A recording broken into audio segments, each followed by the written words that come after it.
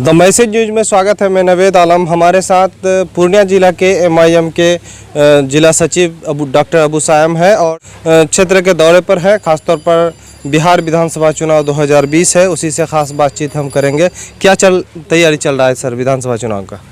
देखिए, अभी हम लोग जनसंपर्क अभियान में हैं और इसमें पूरे 41 पंचायत जो हमारे अमोर बैसा में हैं, पूरे 41 पंचायत का दौरा हम लोग कर रहे हैं और लोगों से हर जगह जहां पानी है या रोड नहीं है, कहीं पैदल जाने की ज़रूरत पड़ती है, जहां गाड़ी जाती है या नहीं जाती है, तो हम कोशिश कर रहे हैं कि हर गांव तक हम पहुंच पाएँ और मजलिस का जो पैगाम है वो लोगों को हम दे पाएँ।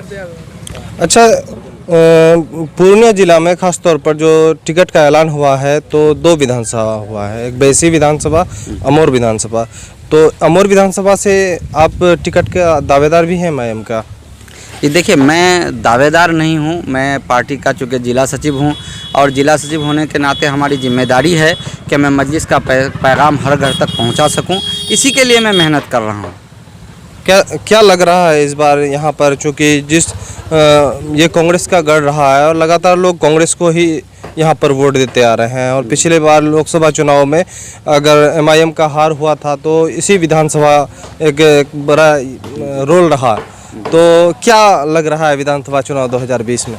देखिए, इलेक्शन की जो ट्रेजेडी होती है वो हर बार एक अलग अलग होती है। पिछली बार जो यहाँ कांग्रेस की जीत हुई थी, उसी बार यहाँ कांग्रेस की हार हो जाती, लेकिन महागठबंधन की वजह से लोगों ने वोट दिया था कांग्रेस को और चूँकि यहाँ के जो अवाम है उसको सही तरह से हम लोग शायद कन्विंस नहीं कर पाए थे और हमारी पार्टी यहाँ मजबूती से खड़ी नहीं थी।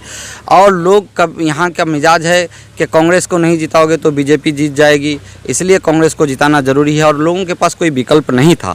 अब हम जो मेहनत कर रहे हैं और यहाँ की पसमानदगी और बदहाली की बात जब लोगों से करते हैं तो लोग ये भली भांति समझ पा रहे हैं कि असल वजह क्या है यहाँ पसमानदगी की। अब लोगों ने ठान लिया है कि सरकार किसी की भी बने, लेकिन हम जो तरक्की के लिए हमारा काम करेगा, हमारी तरक्की के लिए जो रहनुमाई करेगा, हम उसी को चुनेंगे। और चूँकि लोगों ने देख लिया है कि 7 बार 8 बार से रह रहे जो हमारे यहाँ नुमाइंदे हैं, जब वो कुछ नहीं किए हैं और बदहाली जस की तस है। अभी कल मैं खाड़ी गया था और खाड़ी में जाकर के मैंने देखा कि 1987 के सैलाब के बाद जब मैंने वहाँ मुड़ी और बिस्कुट बांटा था तो आज भी वही चीज़, वही हालात आज भी है। और लोगों के पास जाकर के जब मैंने मजलिस का पैगाम दिया तो लोगों के आंखों से आंसू निकल गया और लोगों ने कह दिया है कि अब इस बार हम किसी की सरकार बने, कोई भी पार्टी आए, हम मजलिस का दामन थाम लिए हैं मजबूती से और इसी के लिए हम लोग मेहनत करेंगे और बदलाव ज़रूर लाएंगे, तभी हमारी जो है यहाँ की तकदीर और तस्वीर बदलेगी। वहाँ पर किस तरह का ज़रूरत है लोगों को आपकी नज़र में?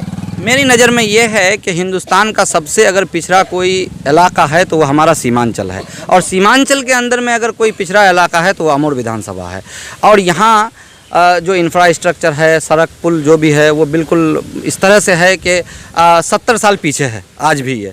दूसरी बात है कि यहाँ एजुकेशन के मामले में अगर आप देखेंगे तो भवन तो निर्माण हो गया है, मिडिल स्कूल जो है वो हाई स्कूल में तब्दील हो गया है, अपग्रेड हो गया है, लेकिन टीचर्स नहीं हैं। तो शिक्षा का भी व्यवस्था यहाँ बिल्कुल लचर है। और हॉस्पिटल अगर आप देखेंगे, मैं कई हॉस्पिटलों को देखा, जैसे मंझोक का देखा, हफनिया का देखा और तालबाड़ी का देखा, इस तरह से जितने सारे, मैं मछट्टा का भी देखा, तो जो हॉस्पिटलों की हालत है वो बहुत दिगरगू हैं। न वहाँ डॉक्टर्स आते हैं, न कोई दवाई दी जाती है। तो इतने बड़े बड़े बजट का 25-25 बेड का हॉस्पिटल बना हुआ है।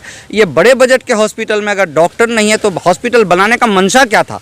मंशा ये था ना कि गरीबों का इलाज होगा, यहाँ के ग्रामीणों का इलाज होगा, लेकिन वो काम नहीं हो रहा है। और मैं समझता हूँ कि बस लुटमारी हुई है। जो बिल्डिंग बना करके जिनको कमाना था वो कमा के भाग गया है, और लेकिन बिल्डिंग का जो असल मकसद था कि वहाँ इलाज हो, लोगों की सहूलतें हो, सेहत के खातिर, हेल्थ के खातिर डॉक्टर वहाँ पर आएँ, तो वो सभी नहीं हो पा रहा है। तो हर मामले में जो देखेंगे आप तो अमोर विधानसभा बिल्कुल पसमानदा है, बदहाल है। तो हर शोबे में काम करने की ज़रूरत है, हम उसी के लिए मेहनत कर रहे हैं। के मसले आप देखिए, खाड़ी घाट का पुल जो है वो 12 साल से बन रहा है, अभी तक बन करके मुकम्मल नहीं हुआ। कल मैं उधर से ही गया था तो लोग इतना एक कमर पानी, मतलब घुटने तक का पानी ये करके तैर करके तब जाते हैं नाव पर, फिर नाव के सहारे फिर उस पार जाते हैं। अगर वो रोड बन जाएगा और किशनगंज से पूर्णिया का कनेक्शन डायरेक्ट हो जाएगा तब न लोगों को रोज़गार का अवसर मिलेगा।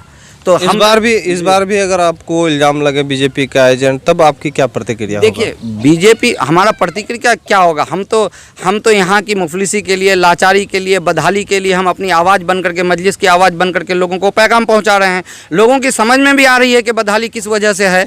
तो कोई मुझे ये टीम, बी टीम, सी टीम, डी टीम कहे, उससे हमको कोई फ़र्क नहीं पड़ता है। हम हक़ के लिए अपनी लड़ाई लड़ते हैं, हक़ के लिए अपनी आवाज़ उठाते हैं, और हम आवाज़ उठाते रहेंगे और यहाँ के लोगों को हक़ दिला करके रहेंगे। हमारी पहली प्राथमिकता होगी कि अगर हमारा मजलिस का हाथ सीमांचल से मजबूत होता है तो आपको मालूम है कि 371 के यहाँ पर विशेष दर्जा उसका मिलेगा। तो उसके यहाँ पर जो इंफ्रास्ट्रक्चर है, जैसे पुल, पुलिया, रोड, उसको हम लोग पहले तरजीह देंगे। उसके बाद एजुकेशन को भी तरजीह देंगे और हेल्थ को तरजीह देंगे। उसके बाद ऑटोमेटिक ये सारी चीज़ें, बुनियादी सहूलतें जब आपकी अच्छी हो जाएंगी तो ऑटोमेटिकली विकास शुरू हो जाएगा, हर शोबे में विकास होगा।